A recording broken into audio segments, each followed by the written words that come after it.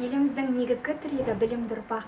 Қазіргі таңда білімдінің алға түсіп, бәйгеден озып келетін заманы.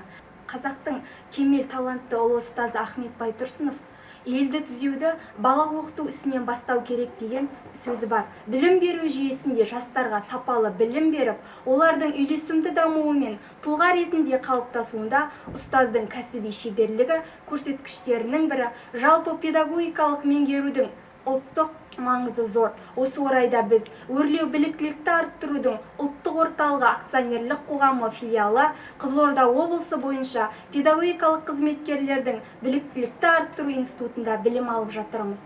Мен Тоқшылық Фариза Ғалымжанқызы номері 2 мұрагер мектебінің мұғалімімін. Қазіргі таңда біздің оқытушымыз Басанова Ахманат Серіковна бастауыш сынып мұғаліміне қажетті. Оның ішінде әрбір жеке пәндерге тоқтала отырып, озық технологиялардың барлық қыр-сырларын үйретуде.